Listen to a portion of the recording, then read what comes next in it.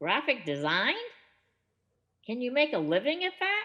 Three, two, one, fun, fun, fun, fun, fun, fun, fun, fun. Welcome to Design Futures, a show about what happens after design school. I'm Chris St. Cyr, and my guest on this episode is Morgan Denman. How are you? I'm good. How are you?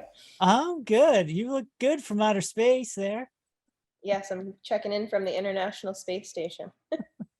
Morgan is a graphic designer at NASA, where she works on social media and exhibit graphics for the Office of Communications and the Office of Engagement. Other space-related endeavors include being a graphic designer for the Kennedy Space Center Visitor Complex, a social media editor for Space.com, and the creator of Spacetober Challenge, a daily creative challenge for the month of October. She is a 2016 graduate of the College of St. Rose. It's great to see you. Yes, good to see you too. Long time no see. Yeah, it has been a while, and I've been following what you've been doing for a few years now, and the reason I wanted to have you on the show to interview you is I'm so curious about your fascination with designing for space. How did that happen? What's your interest there? Can you tell us sort of what that is all about? Yeah, well, I mean, it's kind of crazy because I wasn't a space kid. I grew up in rural upstate New York. The most I learned about in school about space was the phases of the moon and the planets when Pluto still was one. Yeah. So I really didn't know a lot about space. It wasn't really included in what I learned in high school. I think the most exposure I got to space before I started my career as a designer in space was a liberal arts requirement that I took at St. Rose. I took astrophysics, and I never thought that that would have any application to anything I would do in life. Just sounded cool. When I graduated from St. Rose, I basically packed up my car and moved to Florida. And from there, it was basically apply for any job that had graphic design, even remotely close to it. And after almost a year of applying and freelancing on the side, my first opportunity was working for Kennedy Space Center Visitor Complex. It was the first place that gave me a chance. I knew absolutely nothing about space. Nothing. And being there and being responsible for telling the NASA story to the public through different types of graphics and exhibits and social media, a lot like what I do now for NASA headquarters, I had to learn a lot really fast. And in that learning, I just fell in love with it. Watching history happen all around you and being a part of that is something really like you can't do that almost anywhere else. So I just kind of fell in love with being a part of that and helping other people that don't know a lot about space learn more about something that is like so crazy amazing. And I just can't believe that it took me so long to find it. But once you work in space, it's a joke among a lot of people in the space industry. Once you work in space, it's kind of impossible to work in any other industry because so many people will leave and then they'll go right back because you just kind of feel like a part of this thing that is so important. You're saying right before we started recording you, Mondays can be tricky if there's stuff going on the weekends with whatever's going on in space or launches and things. So like, is a Monday or early in the week kind of like, I got to put stuff up on social media because something just happened, or what's a regular kind of day or week like for you? Honestly, it's really mission dependent, which is kind of crazy because sometimes you have a lull where there's not that many launches going on, not that much happening. It's kind of like a weird break where you feel like, okay, I should be doing something right now, but I'll just catch up and try to get ahead, do some research, learn something new, collect some images for future use and some resources because there's so many. But when there's a lot of missions going on, things can be pretty crazy, especially when launch dates change, they slip, a launch scrubs, and then it's the next day, and then you have things moving around. So it's a little bit difficult sometimes because, in a lot of different ways, in different aspects of graphic design, different industries, a deadline is a set thing. But when you have something like the the Artemis 1 launch that is coming up, that launch date has moved more times than I can count in just the last year since I've been working for NASA headquarters. So projects that you think sometimes might be the next thing on your list get kind of pushed backwards. So it's kind of like juggling a little bit. It depends on the day and the mission and the weather, which seems Yeah. crazy, but it really does. Yeah. What other design job can we say that the weather affects your daily or weekly output as a designer? I guess Exactly. Bad probably weather you're probably the means only one. another day. What is Artemis, the Artemis mission? Why is it happening now? Why is it so special? I've seen some headlines, but can you tell us a little bit about that, what your involvement is with that? Yeah, so the Artemis mission and the Artemis program is basically we're going back to the moon. And we haven't been to the moon since the Apollo program, and that's often cited as, well, why haven't we gone back? But now we are. We're going back. It's going to happen. The first Artemis 1 is basically just going to lunar orbit, taking one orbit around the Earth to slingshot it far enough and to get into the lunar orbit. And then the mission length really depends on the launch date, which again seems crazy, but orbital mechanics.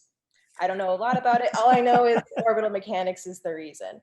And so this will be the first time we've launched a mission to the moon with a crewed capsule. I mean, it's not crewed, but with a crew rated capsule since the Apollo program. So, Okay. and then the next mission will be a crewed, but not landing on the moon. So it'll do the same thing, go around the moon, but with people on it.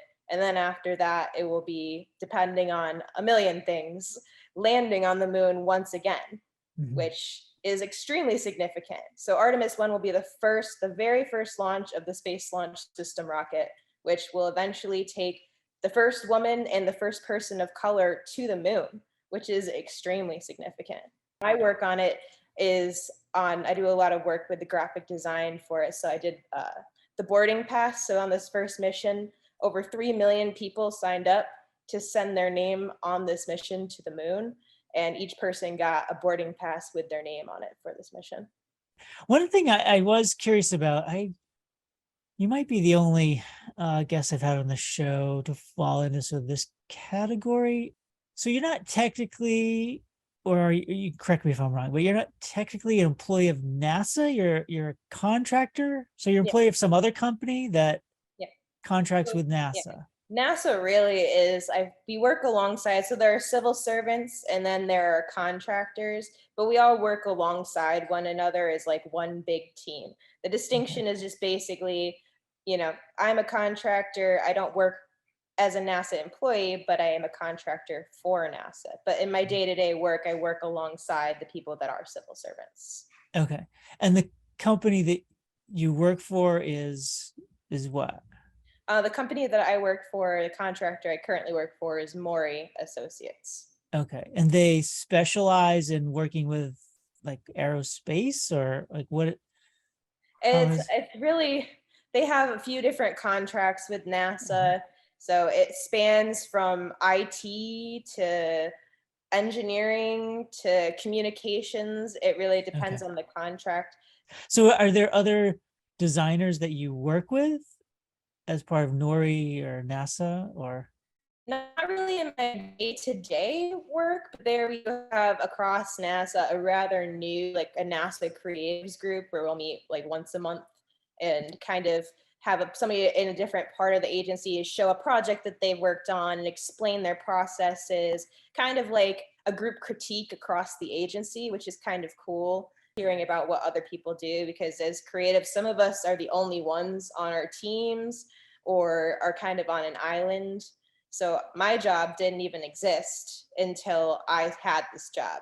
So there never was a graphic designer dedicated to both engagement and to the Office of Communications outside of the other designer that's on my contract, who's on the web team, and then another creative director who's been at NASA for a long time, who is the creative director for NASA TV. So it's kind of a newer thing where a lot of us work on an island. I don't really report to anybody day to day. It's basically, here's a project, get it done. Get it done. You've had a few other design jobs that are similar to this or similar responsibilities. Can you give a range of salary of what people might expect in this area of design? Because it's so different than what I've heard, other design jobs, but like working for a government or a government contract. I don't really know a lot about other people's salaries in the field. I know mine varies a little bit from when I first started until now. My first job, I was really just happy to get any paycheck. Mhm. So I was just like, okay, that's fine. I'll take whatever you want to give me. So my beginning salary was, I think, about 45 a Mhm. year, which not terrible, but now Mhm. knowing, what the range that I should have been being paid, probably should have gotten a little bit higher to begin with. But I mean, I was just starting out. I had no idea. And That's then, not too bad, no. yeah, it's not horrible, not great, but not horrible. Yeah. But for the job that I was doing, I loved every minute of it, but I was basically wearing 5 different hats at the Oh same yeah. time. So, a lot of those job postings out there will say, oh, we want a graphic designer, but we also want an illustrator and a coder and a content manager and an animator. And I Mhm. was all of those things. It wasn't just the job posting, it was Yeah. real. Yeah, they got their money's worth. And so, and your salary's higher than what it was then. Yeah, so Yeah. currently, I think they got a raise at the beginning of the year, but right now I make about 74 per year Okay. in my day job. And on top of that, now I have freelance work, which, I mean, Mm, obviously it varies based on number of clients, number of projects, sure. but so that is kind of up and down. But Oh yeah, of course. Yeah, having the full-time job is great. And then you can just do the freelance work when it happens, right? Are you located in Florida? You are, correct? yeah, so I work remotely. So I work for NASA headquarters, which is based in Washington, D.C. But one Okay. of my conditions upon accepting employment with this position was that it be permanently remote, even after pandemic, telework, all of that ended, that I would be able to stay here in Florida. And because I live like about 20 minutes from Kennedy Space Center, that's more than fine because I'm right near a NASA center. And so you don't ever go into that space center, do you? Or to I work haven't, or? just because I haven't had a need to. I Right. do work with some people that are at Kennedy on different Okay. projects here and there. But since, my health issues in the past, I've kind of tried to stay isolated as much as I possibly can. Mhm. Though I do go to look at the cool rockets and stuff. I have a badge so I can get on center. So it's pretty cool to be able to get up close to the things that are being worked on. So let's take a look at some of the work, and you could describe kind of what you did on these things. And you're telling me earlier like these mission patches are something you've done some more work on than maybe some other things. So what are mission patches, and what are you doing for them? So, I mean, mission patches, it's crazy. They're rooted pretty deeply in the history of the space program. So, I mean, obviously, for like, there's be military patches. So, a lot of times in like flight suits and different things and like uniforms, they have patches for different things. I'm not as familiar with the military history, but the first astronauts, a lot of them were test pilots, and all of them were former or actually were in the military but assigned to be astronauts. So that tradition of mission patches kind of transferred. So mission patches are like very largely symbolic of what's happening in a mission or an accrued mission, some things about maybe the crew or what they think about this mission or what they hope to achieve on this mission or the objectives of it. It's really cool because it kind of combines the symbolism and Mhm. kind of secret messages a little bit with what you show to the public. It's really representative of a mission without having to say anything. Mhm. So this one that's up here right now is the first paid mission patch that I did, Rocket Lab. They're based out of California, but launched from New Zealand.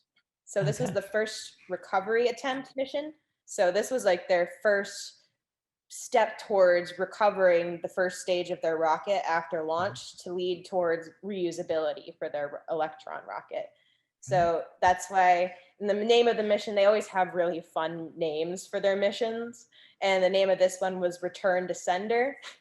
And Right. so I thought it would be really fun to make it look like a big old postage stamp slapped on the rocket so they could return it to the sender. Yeah.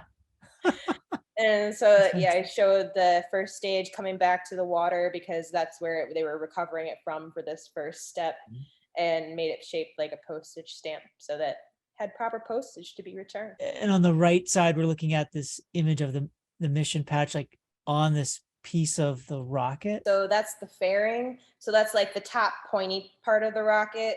So whatever's being sent to space is protected inside of those fairings until Mhm. it gets to space and the fairings fall off, and then it goes on to where it's supposed to go.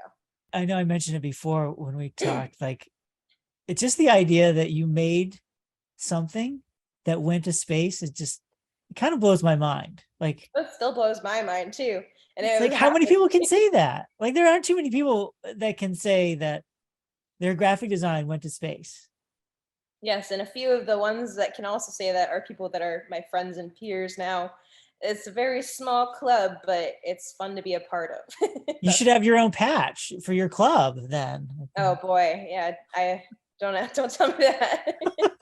Okay, so let's take a look at infographics. I remember seeing this probably on Instagram, but there's just a nice system here that I was fascinated with. Like it's just like how there's really nice typography and clear color palette. And so what's this NASA 60th anniversary infographics?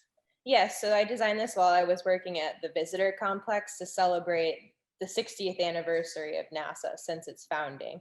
And the goal was kind of to, in an 8.5 by 11 sheet, encompass some of the most significant accomplishments of NASA in those 60 years, which was a pretty crazy task because so much has happened since NASA was founded and when it started, that how do you pick the things that are going to go on here? So it was quite a process to not only research. I learned a lot during this project because you have to kind of research what ones are significant. You don't want to leave something out that's, like you can't leave out the first man on the moon. That's obvious. You can't leave that one out.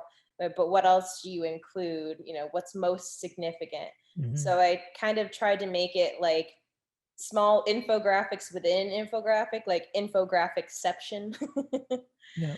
And that's kind of how I came up with the way that it was organized, made each line its own little grid with its own system, and tried to keep the spacing consistent within all of it because it's a lot of information that could look really chaotic really easily.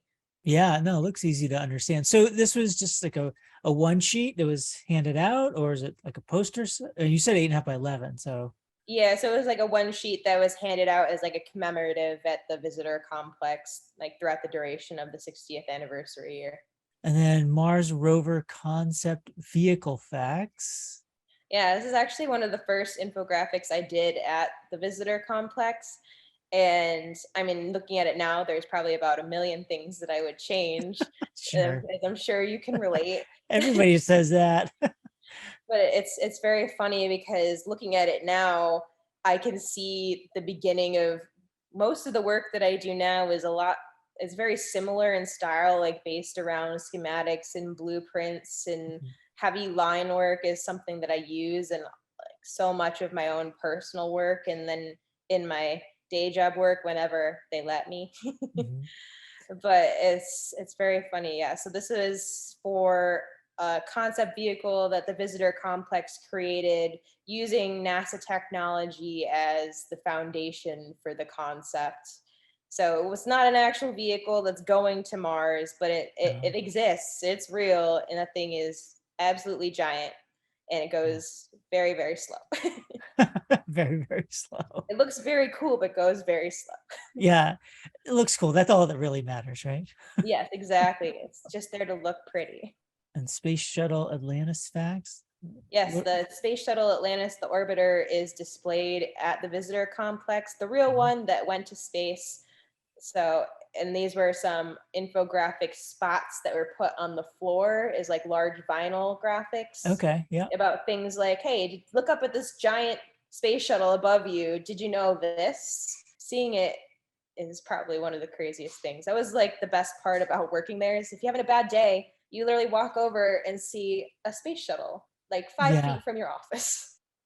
And then this page here on your website, social media graphics. These are these on like Twitter, Instagram, Facebook, all the I above, think that and most other of these things? are Instagram, and most of them are ones that I created for myself, just as personal projects, Mhm. and then put them just for the purpose of putting it out there, being Okay. able to do something for fun. Yeah. And so when you do something like this, it's still sort of it's space related, but for your own, personal projects and interests, like how do you start these kind of explorations? A lot of them start with just a random inspiration or an idea or a significant milestone. Something like the Perseverance one in the middle on the top is the first 100 souls, which is Mars days for the Perseverance rover being on Mars. I wanted to make something to commemorate that. And I was like, I seen this cool, kind of faded, weird gradient thing. I haven't been able to use it, but I kind of want to see how I can do that, add some textures to it. So most of these are really about experimentation without limitation of, you have to make a lot of ugly stuff sometimes to get to the good stuff. You got to experiment and find out what works, what doesn't work, find some new tools, learn some new techniques. And that's really what I feel like I try to do in my own personal work. And when I make graphics like these for the fun of it, it's nice to have, everybody, you can't lie, everybody likes it when you get lots of likes and shares, but it's cool to see something where you're just like, I'm just making this for fun, and other people respond to it. And you're like, okay, that's good. I guess it worked that time. And then you can also see when it doesn't, you're like, okay, maybe I don't do that again. Let's look at this last one here. You mentioned this before, the boarding pass for Artemis. So Yeah. explain this again. This has your name on it, but you're not actually going to space. Yeah, unfortunately, I would love to go to space. That's like on the dream accomplishment goal list of eventually, not just my work, but maybe me too. Yeah. But this is actually one of my first projects that I worked on when I started at like working for NASA headquarters. It was like started as a small project, not really knowing where it would go or what it would be for, but that it's something that had been done for significant missions in the past to kind of show people, have people participate or be a part of this mission. And then eventually there was an idea to kind of do, like there have been previously, like send your name to Mars or aboard like Orion EFT-1. There have been previous send your name missions to do that for this one also. This QR code actually goes to the virtual guest website if you scan it, where you can sign up to be a part of like the list and various virtual activities for upcoming launches and get information. So it looks cool, but it's also functional.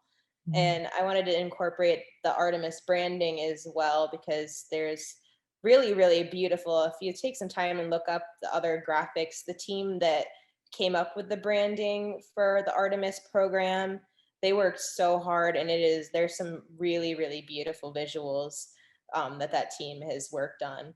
So I Yeah. wanted to incorporate that kind of like color palette, because there's more of a blue color palette, and then there's also a warm color palette.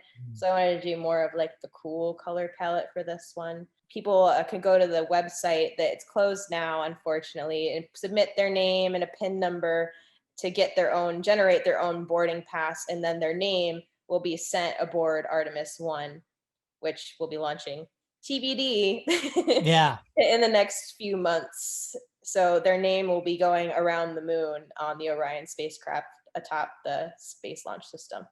Very cool. You know who else is going to the moon? Me. Eh, I saw your post and I was like, what is this? This looks fascinating. So I went and filled out the form. And Yay. so I'm excited. I don't know what this means, but I don't know. It looks cool. And my name's on it. Yep. Got my Exactly. name on a NASA ticket. Let's go to space. Yes. Your name will go to the moon, and maybe someday you. I'm with you. Like I would, if somebody gave me a ticket to, I don't know, just go around the earth or whatever it was, like I would be all over it. I would totally do it, you know. I would too, I in an instant. yeah, I think that would be so cool. Let's talk about where we met. Been out of school a few years.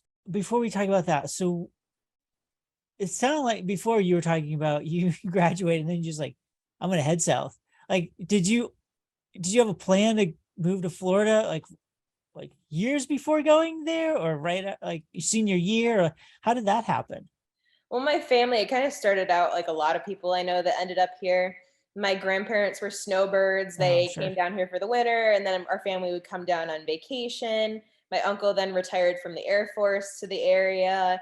And then my mom bought a house here, and then my brother decided to go to college here. So I was kind of like the odd man out and stuck in the cold of New York and Yeah. very much not wanting to be in the cold anymore and spending basically every break and every summer and every chance I had here in Florida. Mhm. And it was about probably my sophomore year in Florida. I decided, I was like, I was here in Florida on the beach, and I was like, I want to live here.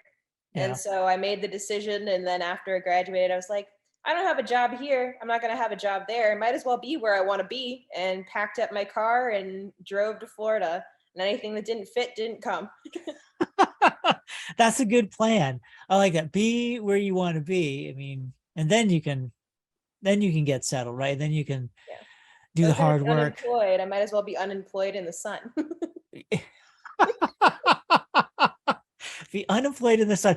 Yeah, that sounds better than being unemployed in a snowstorm, you know. Yeah, exactly. If I'm going to be miserable and searching for a job, I might as well be miserable with some sunshine and some palm trees. So how did you find out about St. Rose or that design program? I can't remember exactly how I found out about it. I just remember getting 1.5 million college brochures and going through them on my living room floor, like, no, thank you, maybe, probably, deciding where to apply to. And I think that actually my best friend had started looking at St. Rose first, and I was like, oh, I've never heard of that school. And then once I looked it up and looked into the design program a little bit more, and then when I went to visit, I was just like, I want to go here. I want to go here. And did you know graphic design was what you were going to study, or you I weren't quite sure? knew at that point because I originally was wavering between like psychology and graphic design because I've always been really fascinated with how people think.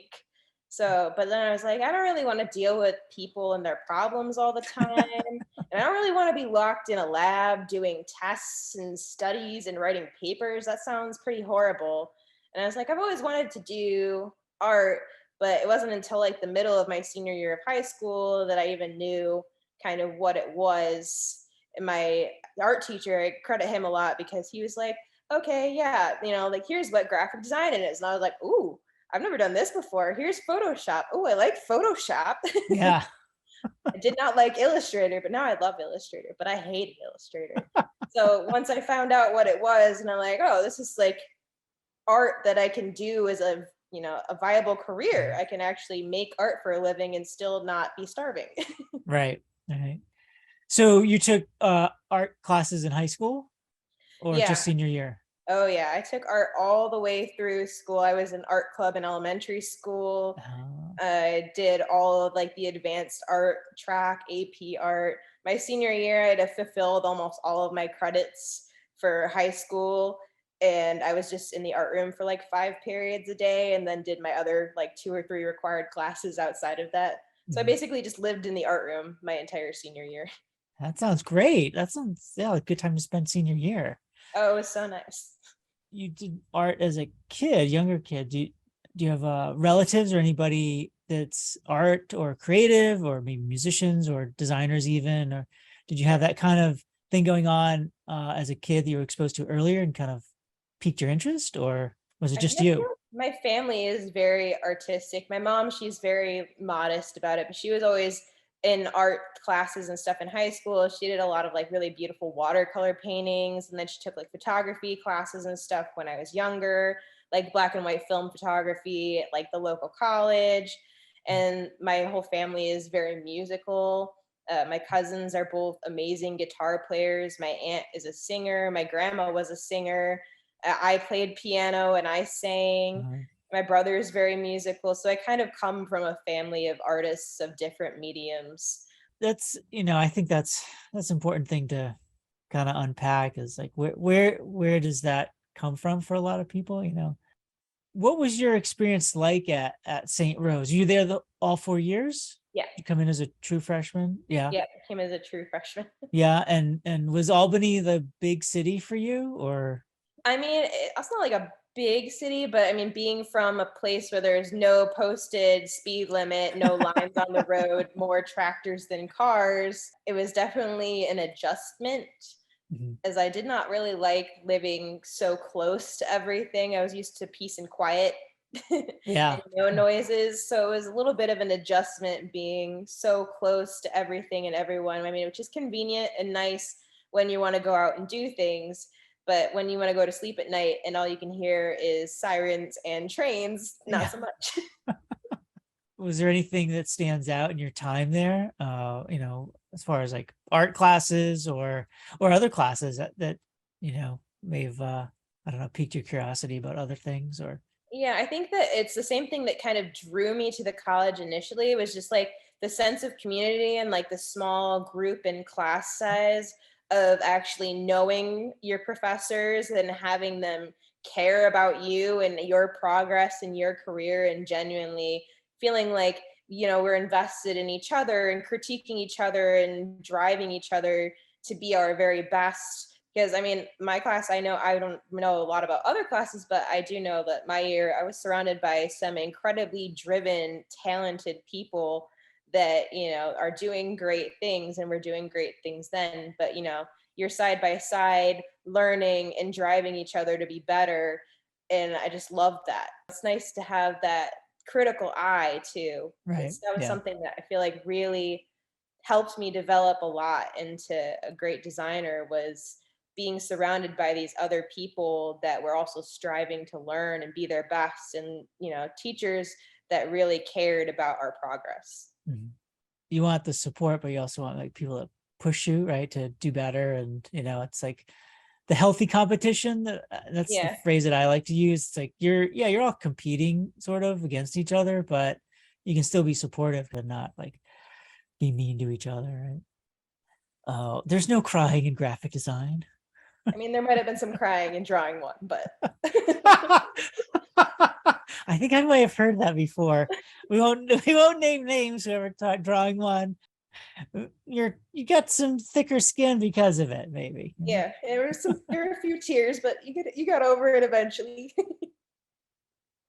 Yeah. Thinking back on your education in design, I guess more specifically in design, based on where you are now and the path that you've traveled along, are there things that you wish that we had taught you or introduced you to, or are there things that you felt like, now we need to go back and add these new things into design education? I mean, I feel like nothing prepares you for how things are going to actually be, except for to be in the middle of it, because you walk in on your first day somewhere and you're not really sure. I think that it prepared me to be able to handle my projects well and like Mhm. organize myself. But going from like 2 projects a semester to like 2 a day, it's not really something that you can prepare for until you're actually trying to do it. Yeah. I do wish that I know that it was added to the curriculum in years after I graduated, but I do a lot of motion graphics work Mhm. and stuff for social media design, creating GIFs and the like, Instagram stories, cutting together video. But that's something that I taught myself Right. post graduation. But I really wish that I had some more of that like during, so I would have had more of a launch pad, pun intended.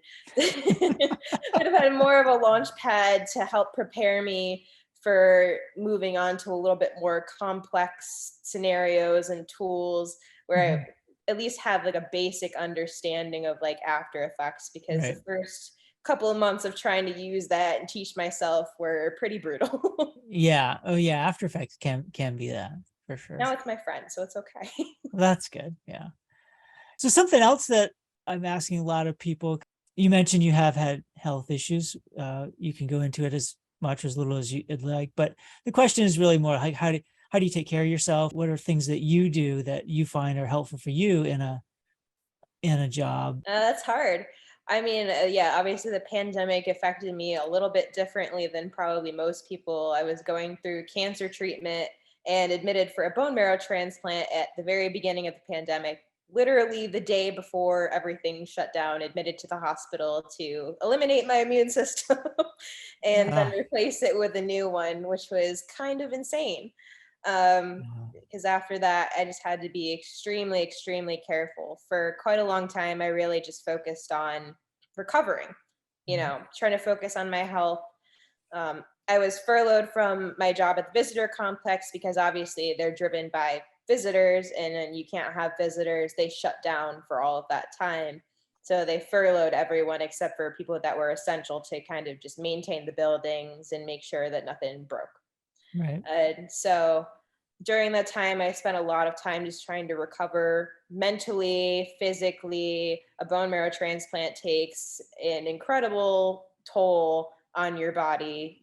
You're basically just destroying your entire immune system and putting a new one in and hoping that it sticks, which sounds pretty crazy because it is pretty Yeah. crazy. Does sound crazy. But I spent a lot of time just recovering after that, not really doing a ton of work or art or anything, just kind of trying to recover, give myself a mental break.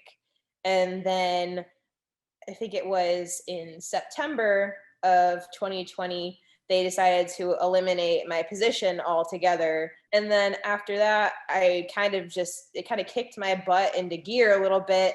And I put it out there on social media of, hey, anybody looking for a space designer? I just unexpectedly lost my job. And that just led to a bunch of like freelance projects and word of mouth, and then kind of kickstarted me into sharing and creating my own personal work, like one of which you can see behind me. That's literally my work on the International Space Station.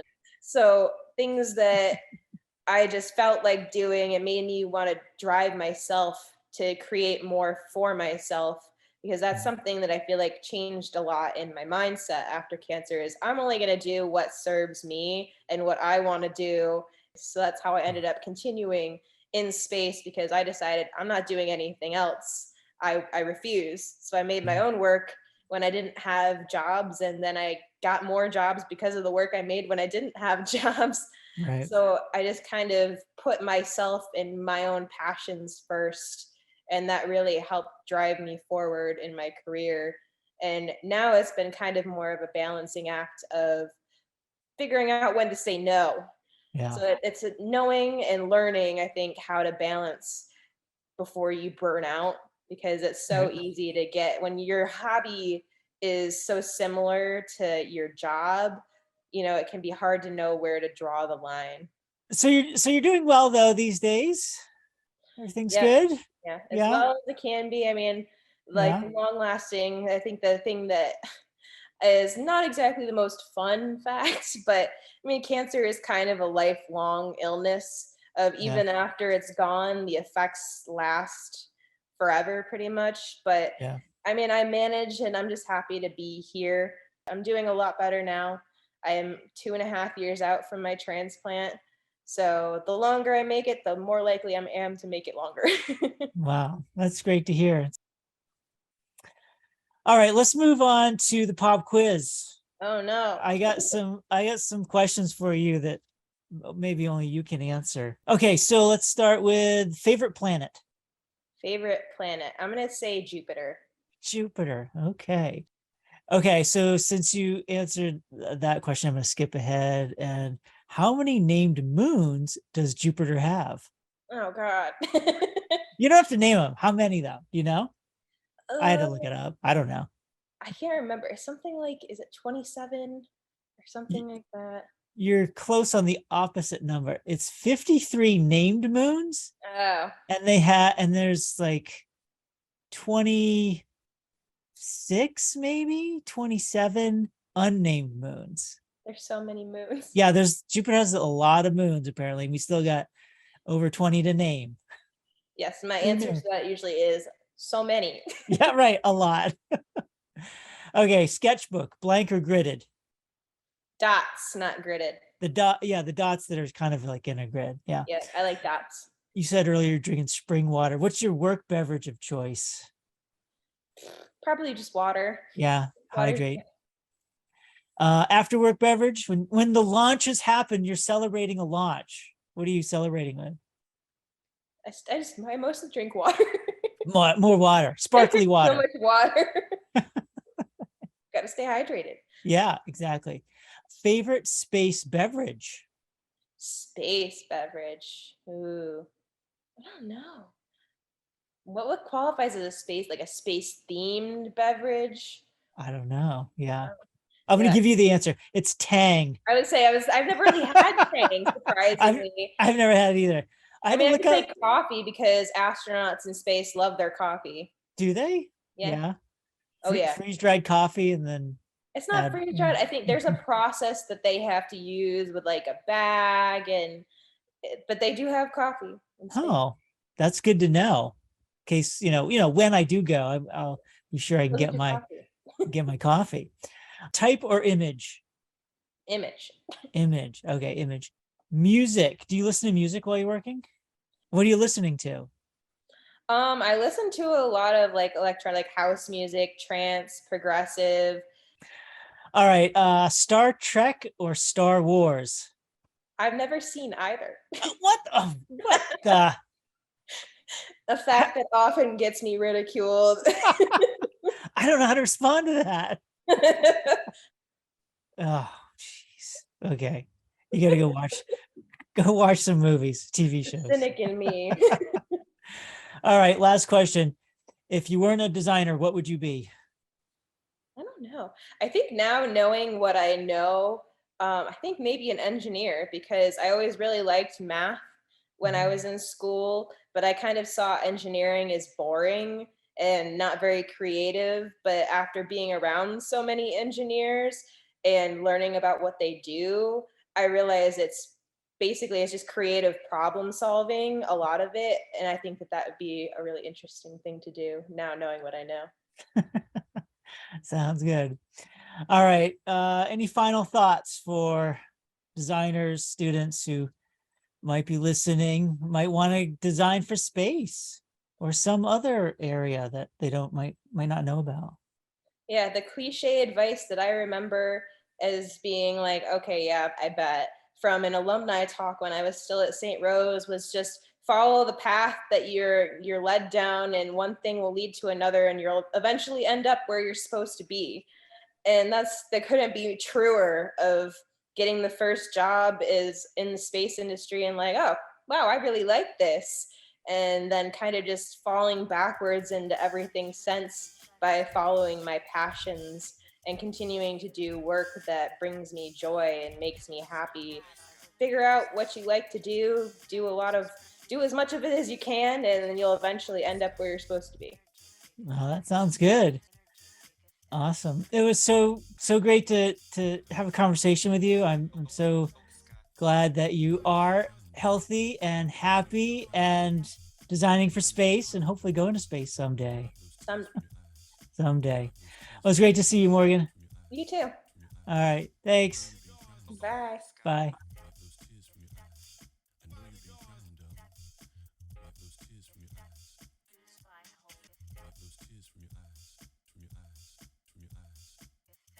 So what do we learn from Morgan? Number 1, make some ugly work first. It'll lead to better work. And number 2, be where you want to be. You could be unemployed anywhere. Might as well be in a place you want to live. Thanks to Morgan Denman of NASA. If you have any comments or questions for me or any of the guests, please leave them in the comments. And subscribe so you can catch the next episode of Design Futures. Until next time, go learn something. Your future depends on it. Thanks for listening. See ya.